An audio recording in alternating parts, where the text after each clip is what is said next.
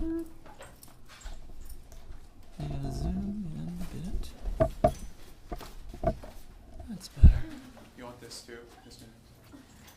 Oh, yeah. Oh, and also our observation. No. You know how bad I wanted to be one? Those are due.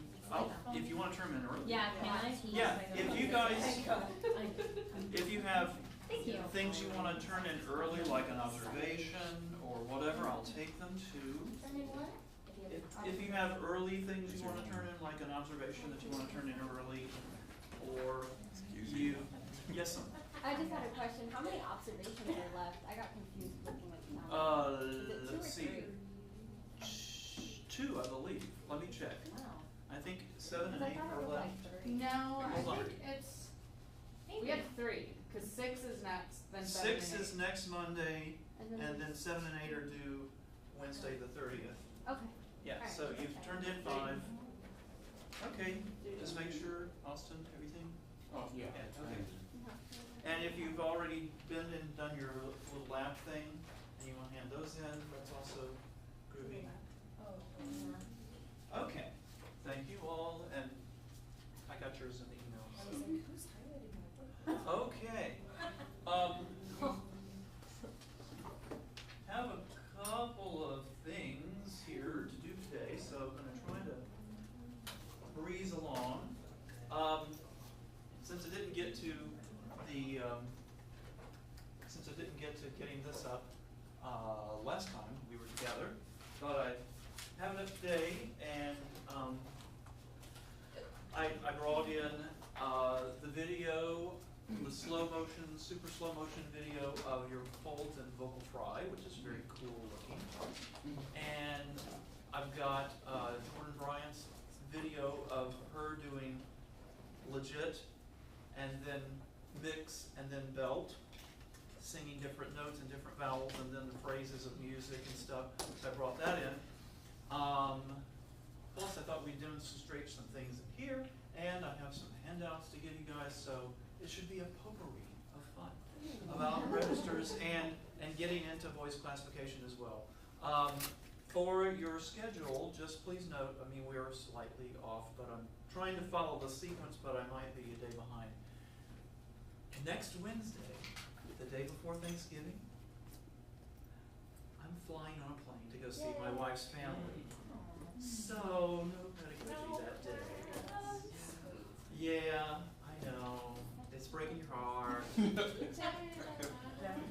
Yeah. But try to restrain yourselves. But no, we're going to go see Kathy's family up in Louisville, Kentucky, and eat a lot of really, really good food. So, okay, wanted to do a little demonstrations here, hopefully. If that will open, please. Thank you. And, okay, we need a female who can do vocal fry. Hello. I was like, okay. Yeah, I need a female who can do vocal fry. Yeah. I got you.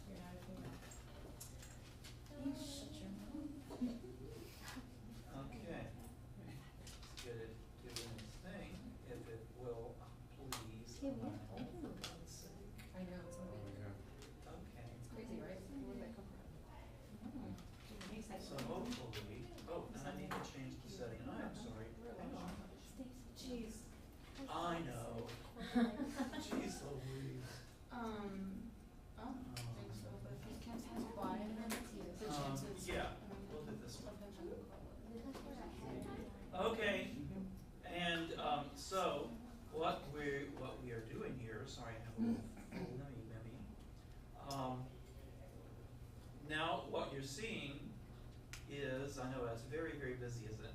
But what you're actually getting is the actual audio signal, and so you can see here's this kind of the start of the cycle, here's the start of the next cycle, here's the start of the next cycle. Now, this is not my vocal fold vibration. This is what is going on in terms of the waves bouncing around in my vocal tract, and we see all these different peaks. And the first big peak happened happens right when your vocal folds snap shut, okay? So anyway, Alora is going to demonstrate, I'm hoping, vocal fry. Yeah.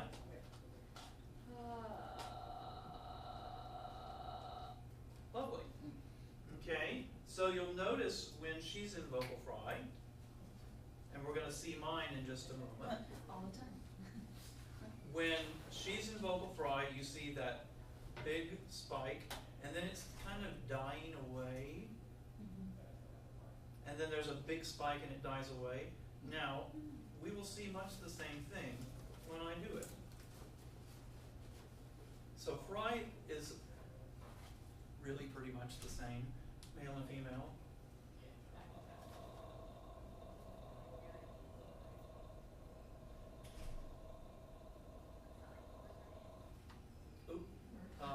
Let me try that. Oh, I can back up. Because what I want to do is I want to get one full cycle showing. Or not. Come on. Come on, baby. Keep going. Shoot. That doesn't want to cooperate. Oh, I was looking at the same cycle. Never mind.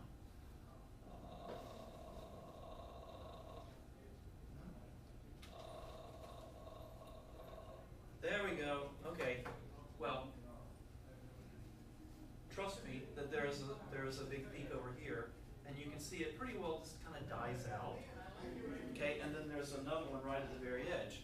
So what's going on when we're in vocal fry? You know, you get that blip, and then there's enough time before the next vocal fold movement, because the frequency is so low that the sound waves basically have time to die out pretty much before the next one. Okay, because things will kind of rattle around in there, and then, but it basically loses enough energy, it gets damped out enough to where there's kind of this gap of those not really new impulses happening.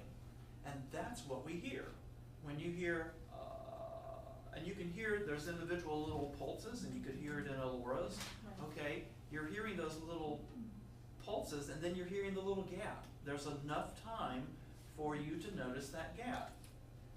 Now right now, these are fluorescent lights. It's a little less obvious with fluorescent lights. But you ever see a street lamp and it's slightly flickering? Okay? Sometimes that's just because it's the ballast is going on the light. But particularly if you see two that are not quite in phase with each other, and you'll see them kind of doing this. Well, our electricity runs on a 60 cycle alternating current, okay?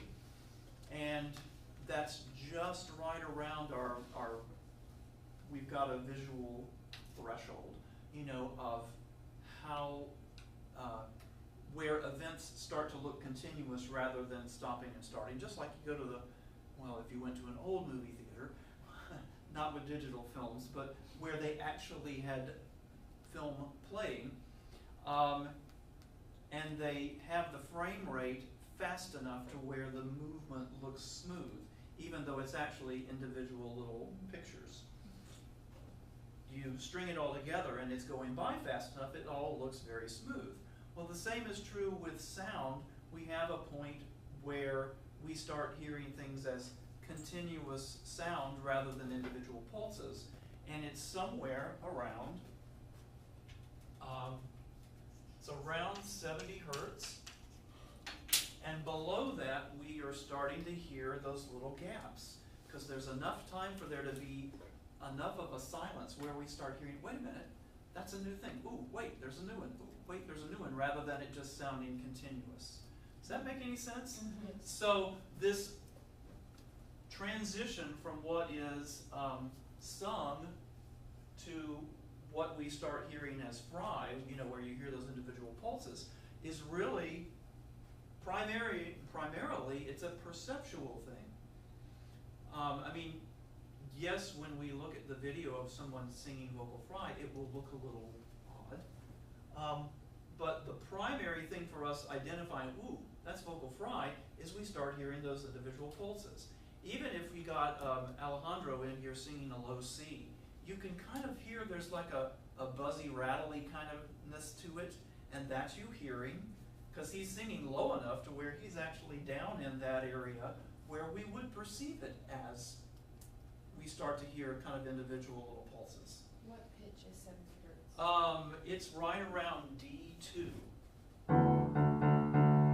right around there. And so, you know, if you hear him sing a low C, which he can do, I've seen him do it, you know, there's a transition there. If you hear him do and I'd asked him to come in, but he was sick the other day. Sorry. If you heard him doing a scale down from G down to low C, you'll hear a point where, whoa, something sounds different there. And it'll be usually right around between the D and the E, yeah. You'll hear it right in there. So, male and female fry, acoustically, looks pretty darn similar. Okay, now, let's look at some other stuff that is actually quite similar.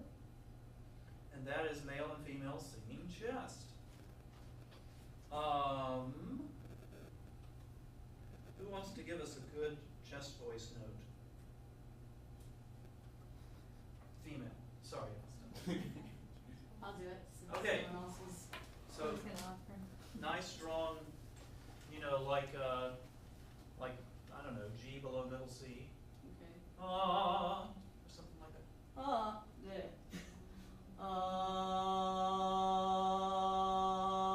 Can you hold the mic a little farther away? Yeah. Great. Okay, so you can see, thank you, Stacy. Okay, so you can see she's singing ah, and these two harmonics, not the fundamental, but these two harmonics, which are up here, if I can get the cursor in the right spot. Yeah. Actually, her formant, I can see a little bit of noise down there in between the two. Her formant is probably 700 or so. What was it when we did the voice range profile? I mean, sorry, it's okay. I don't remember. Don't sweat. Don't Off the sweat. top of my head. Anyway, so this is a female singing chest voice. Now I'm going to sing the same note. Let's see if it looks the same.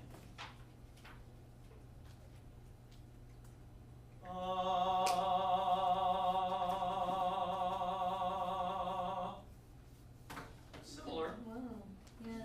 fairly similar. Again, not the fundamental, but you know, third or fourth harmonic, depending on, you know, how we sing our ah vowel, and my vibrato and so on.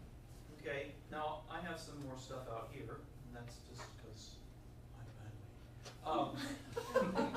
It's more of that singer's formant stuff, and I probably have it stronger on an ah vowel than anything. Okay, now let's have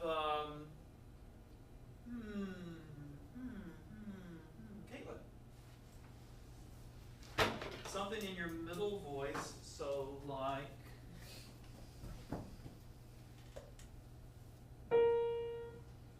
that B flat.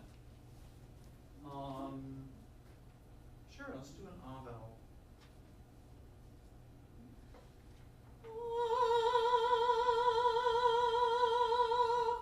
Cool. Okay, now depending on where we were in her vibrato cycle, sometimes her fundamental is the strong thing there, because her second harmonic is way up here.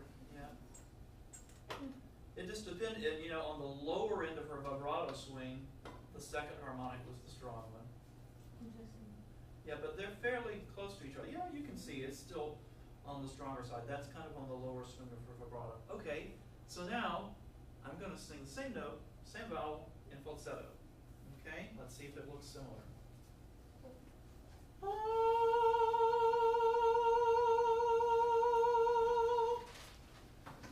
Fairly similar. Wow. Fairly similar. Okay, so male singing falsetto and a woman singing not in chest but in middle or, you know, mid-range looks very similar. Okay, and produced in a fairly similar manner.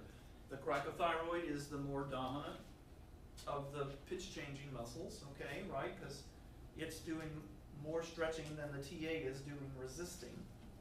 Okay, it's kind of winning that tug of war. In terms of muscle activation, it's more active. Okay, same thing for me singing falsetto.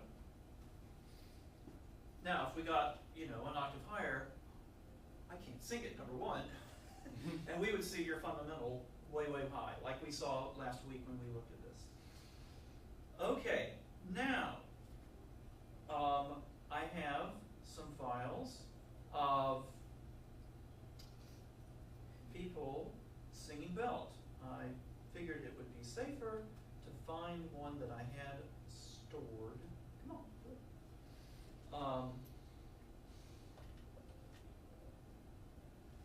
it's in the notes. Yes. And it's down here. This is Alexa Nichols singing. Oh, gotta turn it up.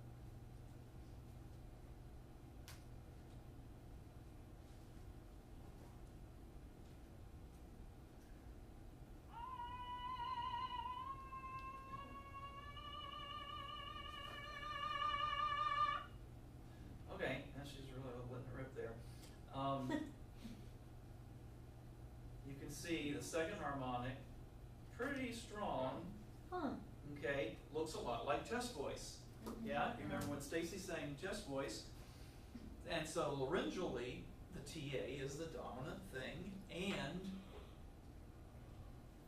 think about an octave higher, in about the same pitch range, your fundamental would be the strong thing. So as a belter, female, what you're doing, I know you look puzzled, okay? No, I thought that when she had sung chess that the third or fourth format was the strong one. No. So when a belter is singing, you're doing that, you're trying to raise that first format really high, just like you would to sing an octave higher, up in your very, very, very high range. But the difference is, instead of it being your fundamental, now it's, because you're singing an octave lower, it's the second harmonic that's the strong thing. And that's why you see belters, and they're doing a lot of the same shaping that you would do to sing like a high C. You know?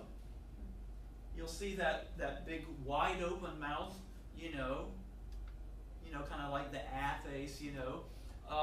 And you'll hear them, and they're singing probably really bright ah or ah oftentimes. Okay. Okay, so that's a female belt, and now I've got a male belt. That's Rob Saldana. I was just about to ask if that's who it was. Yeah. Yeah, Rob. So is it Rob? Yeah, I've got a couple files of his, but this is the better of the two, as I recall.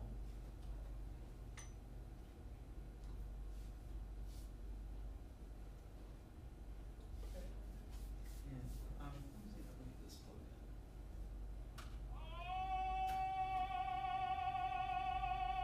Yeah. Okay, so if I freeze. Okay. So just like her, second harmonic is the strong thing. Now, a male singing a G, and in fact, I wish I had the classical Rob doing this, you wouldn't see that one probably as the strong one. You'd see one of these out here, you know, third or fourth harmonic probably be the strong one. But the quintessential belt sound is that second harmonic is dominant, and it's males and females. Very, very much so. That second harmonic will almost always be the dominant thing. And laryngally, the TA is the really dominant muscle versus the CT. And that is in that some of the other handouts I've given you already. And now, check it out. Here, too, this one's hot off the press, just made it this morning. This one is kind of a schematic of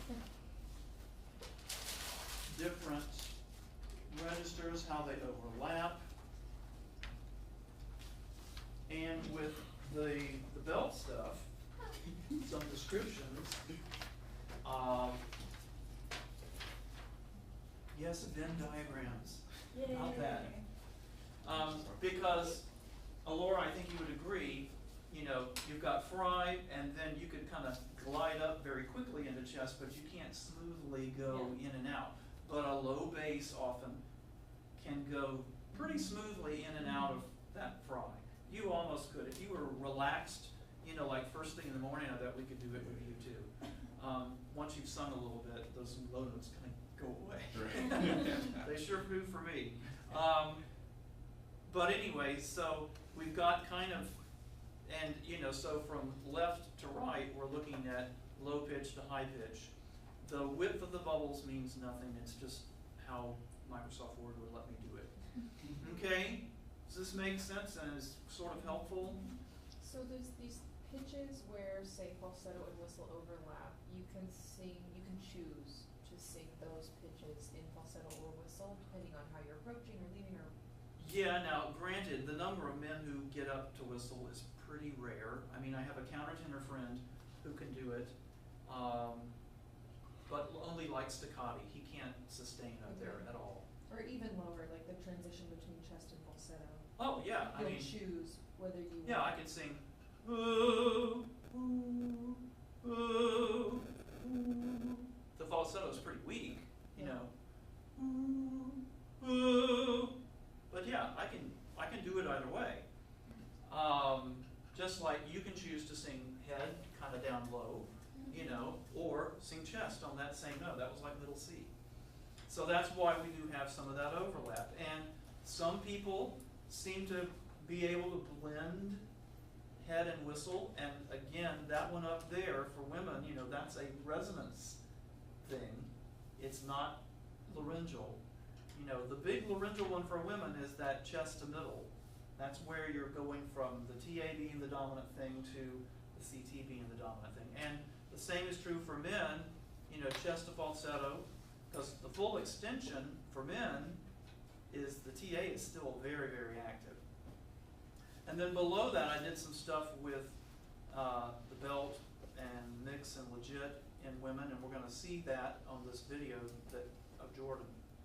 Okay, so we saw a male belt, so now, with your discretion, I'm going to do the full voice male thing, but I do get to pick my own vowel. Sorry. Oops, sorry, that's wrong playing. Stop. And give myself a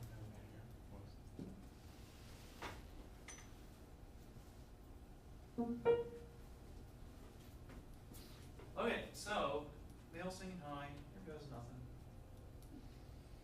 I'm gonna work up to it.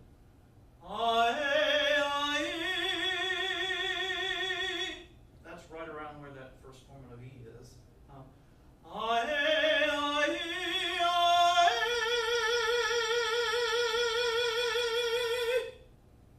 Interesting.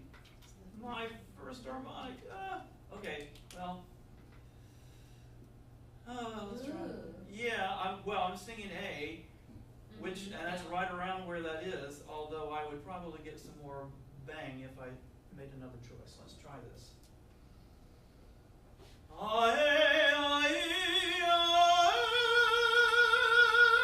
Yep, it's cracking a little bit, but that's better.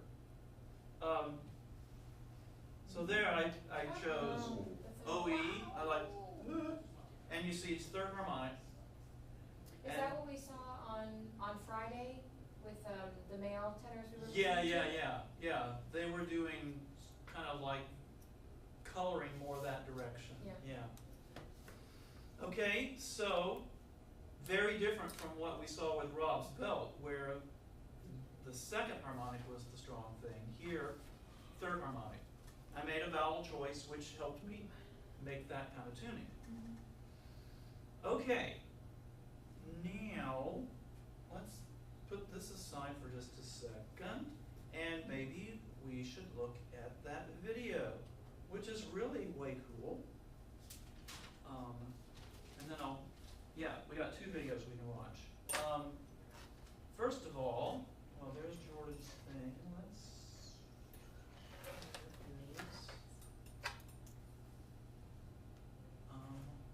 Oh, I hate organizes everything, and then things aren't where I remember them being. Okay, here. That's an easy way to get work around that.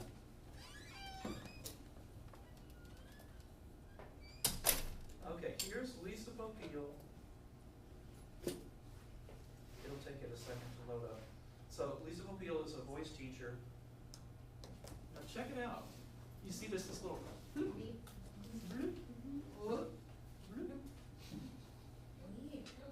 That's right. That's right. And you can see that it kind of goes Yep. front to back. See it one more time. It's really Yeah. cool stuff. In fact, let's turn the lights out just for a second because it shows better. Why is vocal fry so bad for the voice? It's not. I mean, not in, small doses, okay? Yeah, it's bad for women to talk in it and hang out in it for a long time. Well, people are studying that. We're hoping to find out more. Okay, let's see. Play, is that it? Where's my button? Make it go. Maybe it's hiding. Can you pull the whole box up Yeah, just a let's little see. bit? No, Not that part. No, but don't stretch grab it, the whole just- thing. grab the, yeah, Yeah. that, no. Hit the square in the corner. There you go. Let's try that. There you go. Ah. Hey! Bloop, bloop, bloop, bloop, bloop. It looks sort of like the way water boils a little bit. It does. Bloop, bloop. And notice, she's adducted pretty firmly there. Those are her arytenoids, and her vocal folds, it's closed, and then just these little ripples, Yep. and that they're kind of erratic in how quickly they come out. Just like in Fry, it's not exactly regular. It's kind of skittering along. Okay, so that's one that's really groovy. But now, here's the really fun one, which is Jordan's belt video, which I wrote her this morning saying, can I put this on YouTube?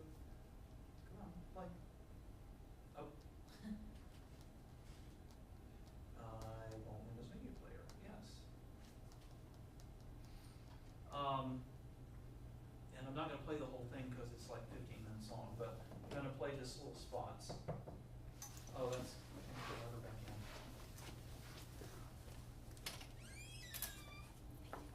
It's like home movies at pedagogy class. Alright, so, this is her epiglottis, and her arytenoid cartilages are down in there, and here's her vocal folds, and notice they are lovely, kind of that grayish color. That's a really good thing. Here's her piriform sinuses. Okay, let's get the video rolling, and then we will.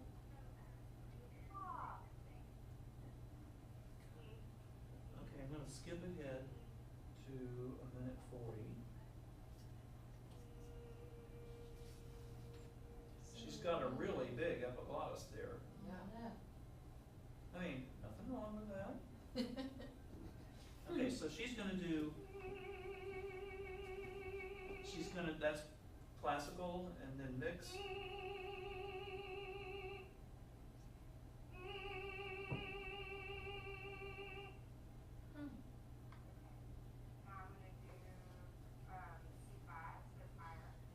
This is more, so look at her vocal folds.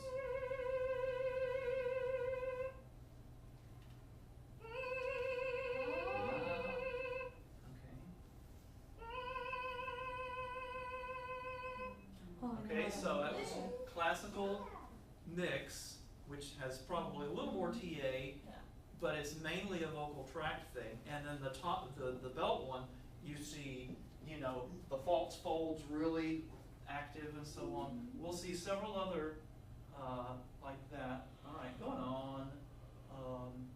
Now she's going to do ah on the same pitches.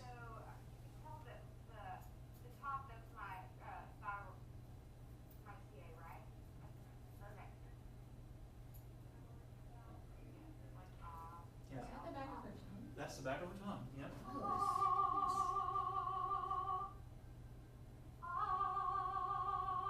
Not much difference there, Lauren.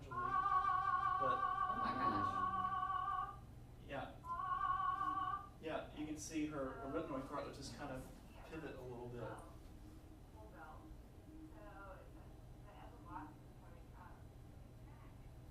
Yeah.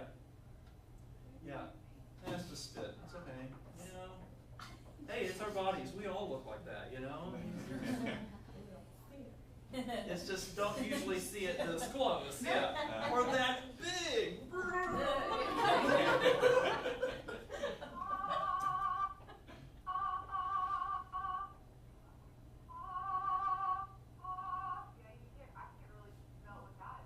Yeah. She gets. Yeah. So this is not uncommon that you get that epilaryngeal kind of narrowing. It really gives it some of that really brassy ring. And you'll see actually operatic tenors doing that really high too. Okay. Hold on, I'm skipping ahead, Jordan.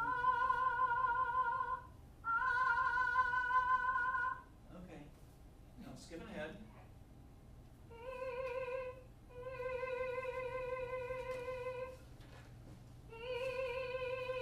That's the mix, and then that's the bell. And you can see a. Yeah.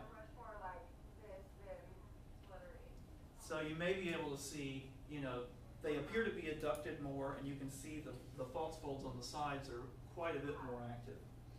Okay. Now she's going to do a phrase.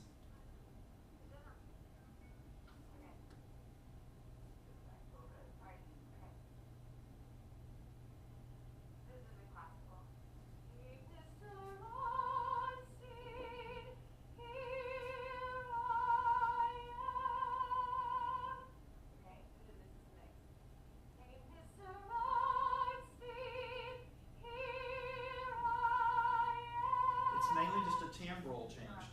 Her vocal folds don't look much difference. Okay? Low.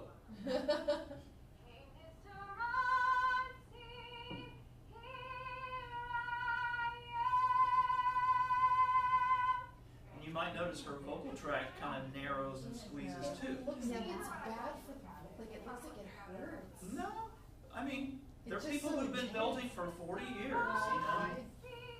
It is a different main.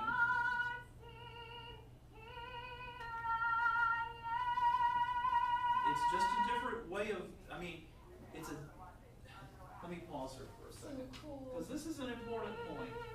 This is an important point. People can belt healthily all their lives. It is a different muscle coordination than we use in classical singing. Different, you know, amounts of muscle activity inside your larynx and very different stuff in how we shape. But just as classical singing is a particular, you know, activation pattern, so is belt. People belt all over the world. You can go to other cultures and there is belt-like singing in Bulgarian, these big women's choirs and stuff that are, you know, you see it in Africa, you see it in India, you see it in other types of music all around the world. So it can be done healthily.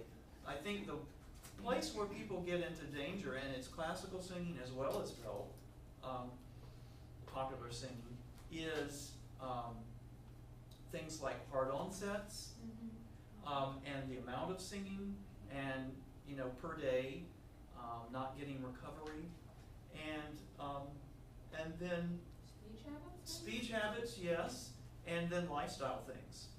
You know, because we all know there are lots of pop and rock singers who, they have other issues that they are dealing with as well that have a bad influence on their voice. And a lot of people who are in, say, music theater, they're doing 8 shows a week. That's very taxing.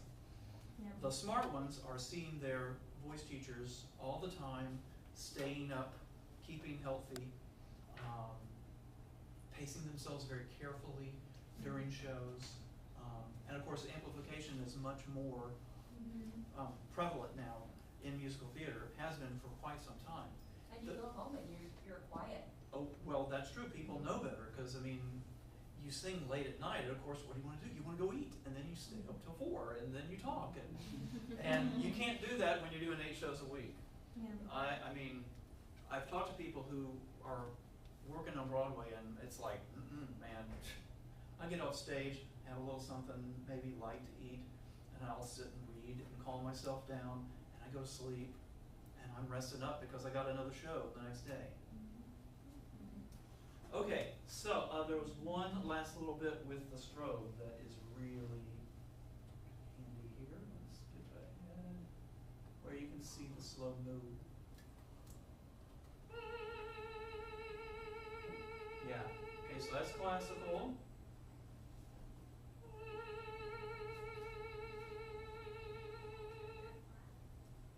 There's a lot of space between her folds.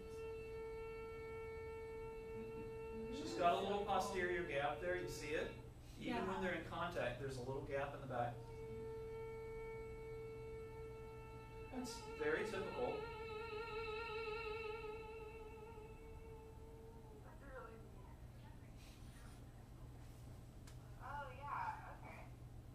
Spit one there.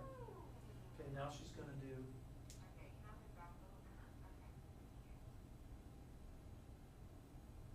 She's gonna do all 3 modes. So there's classical, there's the legit, and mixed, sorry, that's bell.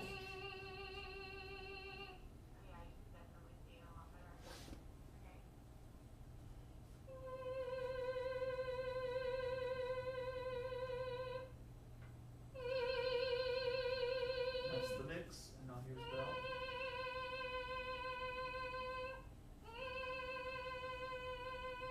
You can see they're closed longer, a greater amount of the cycle, okay?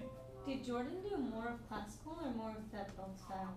Because she sounds very good in both styles, and I Yeah, think that's hard. she did, well, let's turn the light back on. I can do that. She did, of course she did, she was the first person to get the performance pedagogy degree, actually.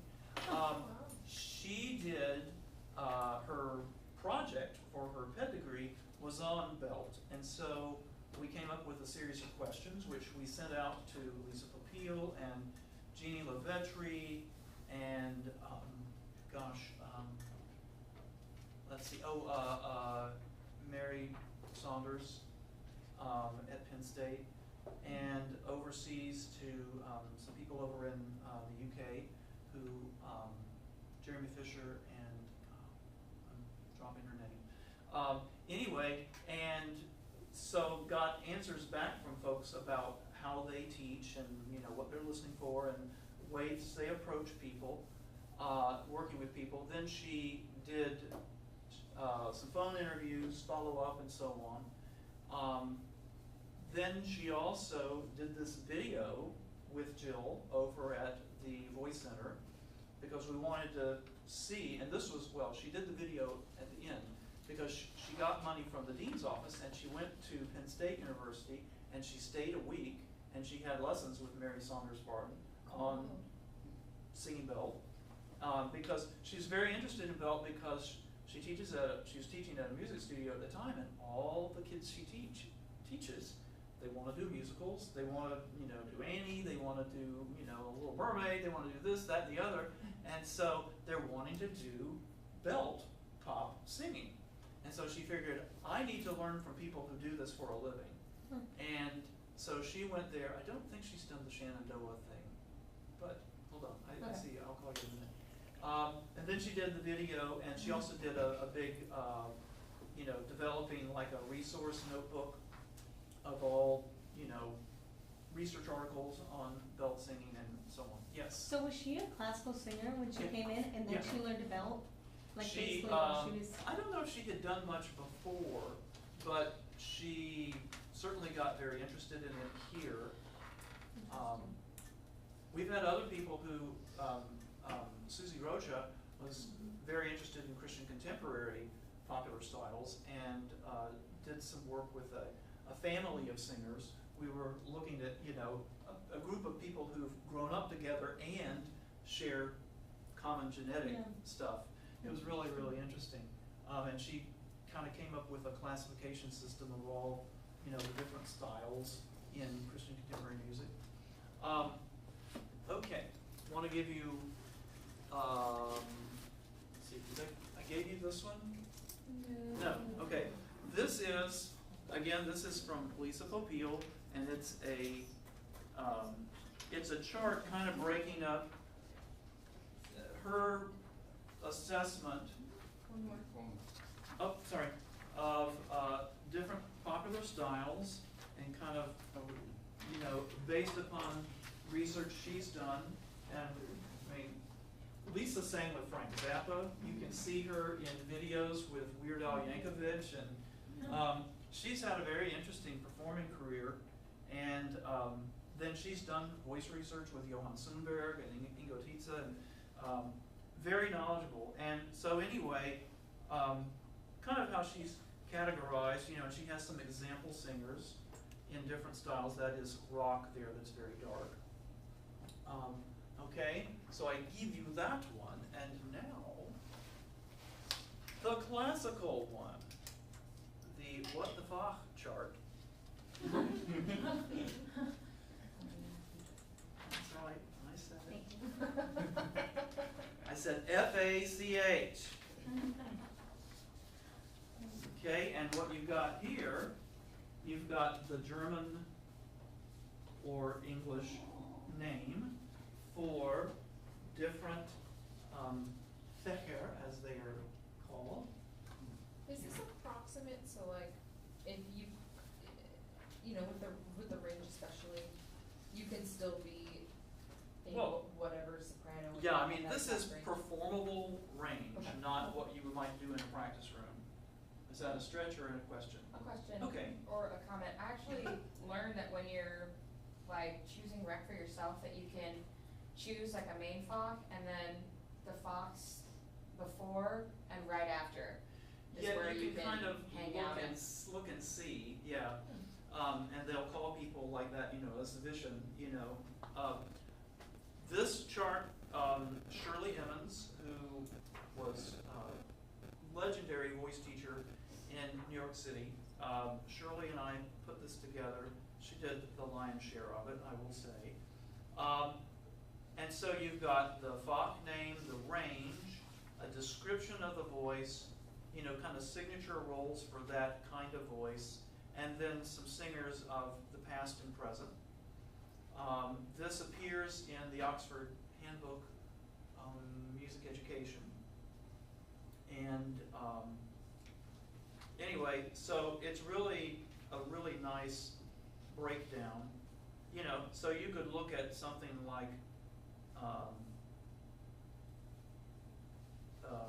you know, any one of these, and you could probably think of another name or two, you know, or three or four or five, you know. So, you know, your Renee Fleming, lyric soprano. Mirela Ferrani, who I've played for you guys, lyric soprano. Carrie Takanova, lyric soprano, compared to someone like Leontine Price, who was more the Verdi spinto.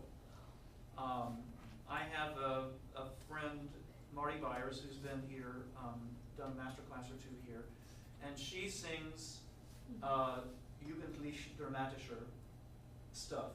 So, you know, she's done Aida, she does Elsa, she does Lulu, she's done a lot of those kind of roles. She's also done some of the lyric roles, but she tends to be more on the, but in smaller houses, not you know, big, you know, 3,000 seat houses. Yeah. Can I ask you a question that might be stupid? No, it's perfectly What fine. is Fioriatura skills? Fioriatura, so that's the ability to do that da, you know, like Rossini. Oh, okay. Yeah, I just never heard that term. yeah. Thank you. Yeah, which is in contrast to agility, which is bum, bum, bum, bum, bum, bum, bum, where you're doing wide pitch changes rapidly. Fioriatura is doing small pitch changes Like very flowery. rapidly. Yeah, flowery, Yeah. yeah. Okay, so, I mean, we're gonna talk more about the voice categories here as we go ahead. I thought might be a good thing, I'm gonna get this off the Two, if somebody feels real brave, have somebody hop up and I'll be listener saying, aha, okay, I'm hearing something there. Like listening to register bridges like you would do in a lesson, and just kind of like, okay, I'm hearing a transition there. Do you feel something there? Do you feel like that's more in this than that? That kind of tweaking around. Does anybody want to try? What will I sing? Like an ah vowel, and we'll probably do low bridge and high bridge. Okay. Can do it after? Well, we have 5 minutes, so. Okay. Right, so you can kind of half quasi towards me and half, yeah. Yeah, okay. Okay, so let's do on an ah vowel.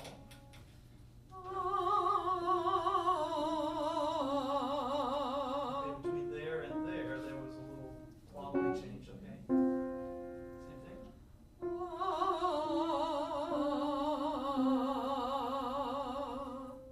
This is like really exposed, I know, but try it again, one more time.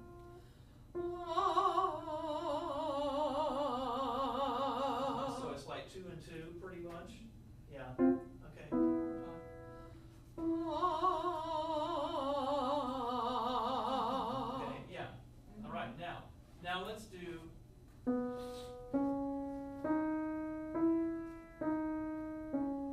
Okay, same thing on ah.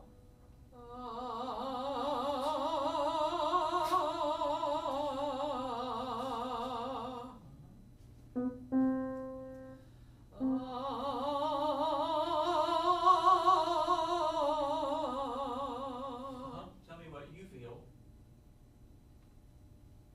Comfort? Comfort? Okay, do you feel like there's a switch going on?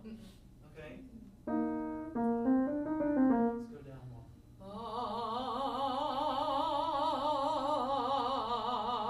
Okay, I hear it happening different places depending on which direction. I heard very definitely third note was different from where you started Okay. on the way up. And then I heard that one on the way okay. down. Did I you would guys agree. hear that? Okay, let's try it again.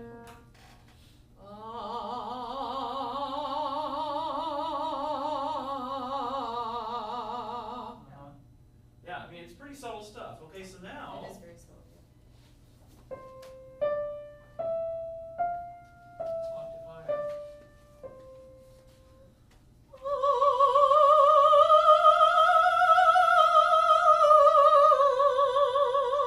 So, do you guys hear that there's a shift from ah to that kind of happens? Yep. Uh-huh. Okay.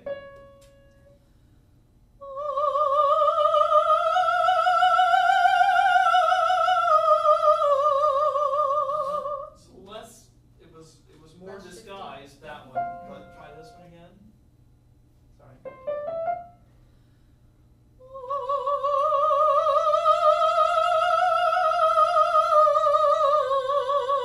Yeah, and what do you feel internally as the singer? This second note is a shift for me. Vowel change. Uh-huh. Yeah, out here, I was really hearing it one note later than that, but you were already kind of setting up for Yeah, that setting up change. for it, yeah. Okay? So this is the kind of thing where you want to go slow, because you want to be listening really carefully to those subtle little changes, vowel color-wise, okay? And the direction you go, if you're going descending versus ascending, oftentimes Changes, yeah. it'll be half a step or so different. You know, very often we'll shift, you know, we might shift a note later on the way up and we'll shift a note early, it just depends, you know, on the way down. It depends on where we are, but oftentimes we'll carry, because we've been trained a lot to bring the top down, so we'll go a little farther down on the downward way than we would on the upward way. Does that make sense? Yes, it does, yeah. It makes sense because I just did it, so. Yeah. So Okay, I felt that. so, I mean, thank you. So, I mean, what I was also intentionally choosing ah because it's often going to expose that more than if I'd given you a more closed vowel. You know, it's more smoke and mirrors. You know, we can kind of hide things. Questions or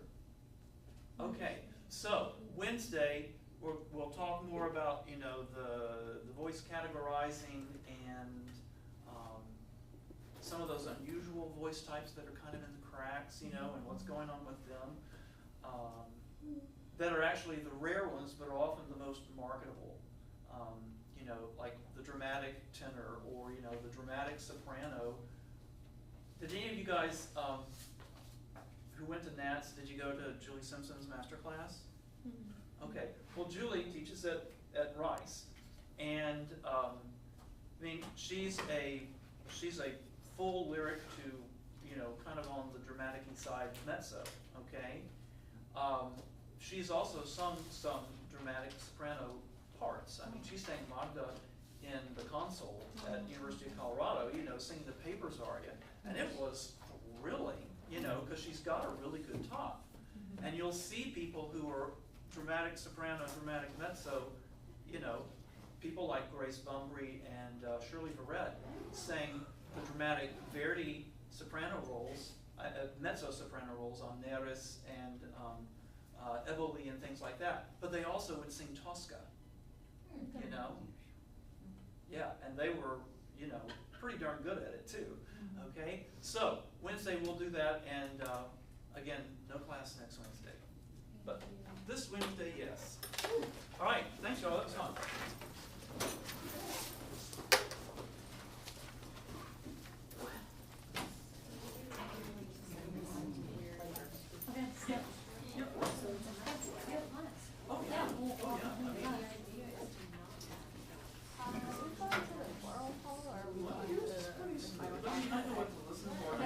Is the orchestra gonna be there? Yours was entirely where I would expect it to be, you know, I mean, on the upper end was, you know, like E5 or. Well, let's see. I And think just it's put harder one to- on fire, so let's see what she says. Nope, never mind. Yeah, but you're gonna know it's there, and a voice teacher was still there. Yeah. Yeah, but somebody goes to Yeah. I'm ready this time. Oh, are you? John Subtle and it's like the bell song. I don't know. But, you know, she, but yeah, I mean, she was very renowned as a Lucia. Because she has the color of dramatic, but it's your Well, the size of the voice. The size It's of not the three. voice. Okay. I No. know that's what you're No, I don't see like, that. I you know. guess freaking myself out. Well, I mean, that's between you and your teacher, but I would say, you know, What is it, very powerful register statement? So what's the difference between, check. So what's the difference between dramatic and Wagnerian? not a lot. I mean, these people sang some of these. I mean, Ava Okay. Martin sang Wagner roles. Zinka Milnoff, to my knowledge, did not. Okay. But she did sing, you know, the Verdi. So these are, you know, some of the really hefty Verdi roles and Okay. Puccini stuff. But it's a spectrum. You're not gonna Yeah, say you are yeah. this I kind mean, of- you know, and Leontine Price recorded Ariadne. Right. you know, Okay. So it's some kinda of like it the is- registers, there's overlap. Some is, yeah, some of it's a matter of what does the person look like, and can they get cast as, and their temperament on Nice. stage. How tall is you the know, tenor? How tall? well, tenors often are on the shorter So side. could a dramatic soprano learn to move the voice and then be a dramatic color reader? Oop, oh, you can move the voice. Well, now Tom you are. Sutherland did. Right, and if you have the Because extension. she was The being, extension, yeah, that's it, gotta that's have, why I asked that range question, you I was like. gotta do have the you extension, have to have because extension? as Bob Spillman. And if you wanna be cast as a Right. queen for the Right, rest right. of your Yeah. life.